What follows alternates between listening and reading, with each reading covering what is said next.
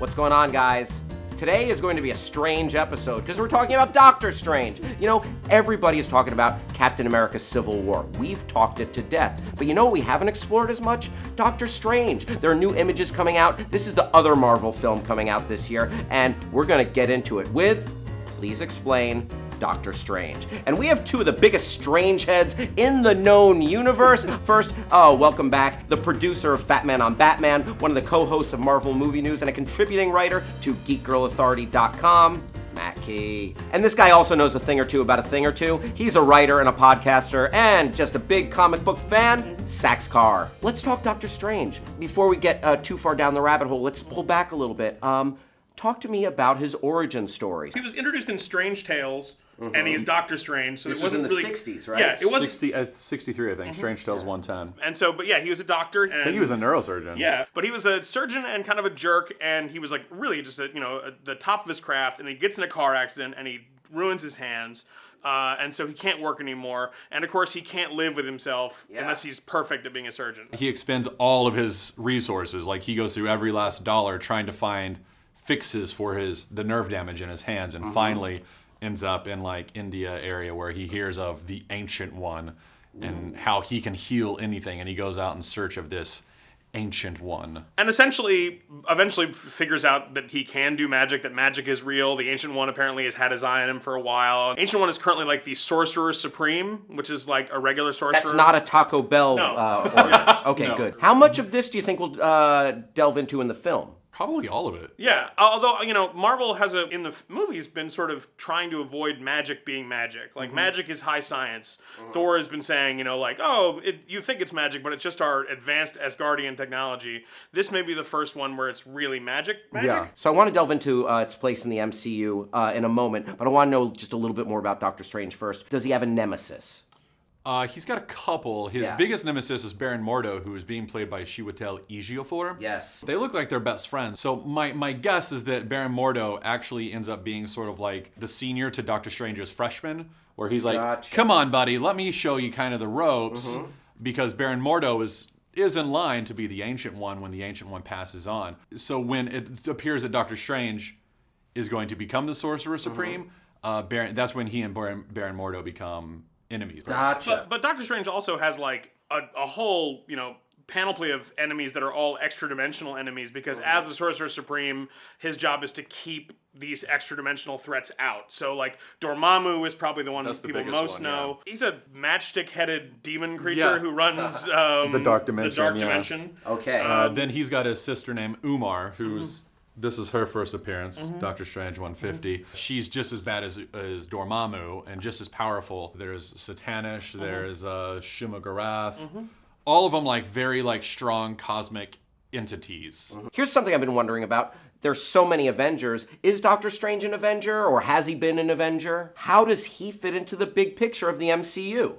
That's a really tricky one. I mean, because he's a tricky character to write for because he is so powerful. So it's like, like the Chitauri are invading. No, they're not. Because they're sort of a little afraid of magic in the Marvel Cinematic Universe. Why do you think that is? Well, I think because they were afraid people wouldn't like onboard the movies when they first started. Like, superheroes and magic, no one can live at that speed. Sort of. And the Infinity Stones and Scarlet Witch and the Hand and Daredevil are all sort of starting to like creep onto that magic universe. So I think Doctor Strange makes sense, but I think they're going to really nerf him, to use the parlance of our time. But they have like started to do a lot of stuff in the comics, especially Jason Aaron's current run, where they're saying magic has a cost to it, and no matter like anything that you do, there's a cost to you physically, your soul, your body, something like that. So I think they'll probably start doing something like that too. So when you drop some magic, it's like, oh man, I need a nap. Yeah. Gotcha. Does he have any experience fighting Thanos or dealing with Thanos or the Infinity Gauntlet? He was in Infinity War, Infinity Gauntlet. He was like one of the main guys in those stories. Gotcha. Yeah, so I think he's the one who helped transport them to the other side of the universe to fight Thanos. And I think that's what we're going to end up seeing, where we'll see him in the MCU, is that he'll show up in this movie, he'll maybe make an appearance in the Infinity War, and then he'll like immediately be relegated to like advisor status, where the Sanctum Sanctorum, which is his like magical house in New York, is a place they go for advice, where he's willing to give it, but isn't going to get himself involved in the fray. There was talk that he might have made an appearance in Ant-Man, but he ended up not. Well, that's going along with like what Kevin Feige said at that Marvel event that they had a couple years ago, when they went into the microverse and they broke through that quantum realm. That's where you're starting to dip into like all these other possible multiverses. Mads Mikkelsen, who do we think he's playing? There's been some interesting theories. Perhaps the most outside the box theory is that he is, or is some sort of version of the mindless ones, which are like these, like, there's, you know, a multitude of them, these servants of Dormammu, who are basically just rock monsters with laser eyes. That's a rough theory. I think that he's playing a guy named Dr. Charles Benton. Okay. Dr. Charles Benton has only been in a handful of comics. Goes on to become this priest who calls himself Asmodeus. He's like this truly terrifying demon with like a head right here, but he's also got like a head and a mouth right here. Oh, that's like Krang-like. Krang-like. Or a little bit like Quato. And you guys are so excited about this, and I love hearing you talk about it. What draws you to Doctor Strange? What is it about this particular character? He's your favorite character in the Marvel universe, right? This is not intended to be a pun, but like I like how strange he is. Yeah. He doesn't really fit in the Marvel universe, except he does. He's kind of stands apart from everything. Holy shit, we've got a 75-foot demon in New York. I'll take him. Who else can do what Doctor Strange? There's no one else in the entire Marvel universe who can do and what Doctor Strange does and have the fights that Doctor Strange has. And he's also a redemptive character. I think a lot of geeks can recognize like being just slightly socially, like maladjusted when they were young, and then like finding it. And that's Doctor Strange is like unlikable as a physician, as a surgeon, and then finds through his heroism a way to be like one of the most charming and well put together characters in all of Marvel. Sometimes that happens along the way on the journey. You guys have gotten me so excited about Doctor Strange. Are you excited for Doctor Strange? How do you think he's going to fit into the MCU? Let us know in the comments section below. I want to hear from you.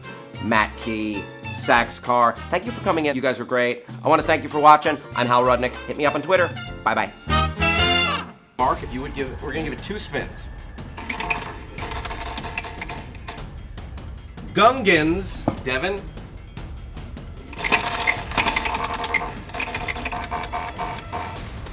Gungan Senate. If you thought we could not get worse than the prequels, get ready for Gungan Senate. I was trying to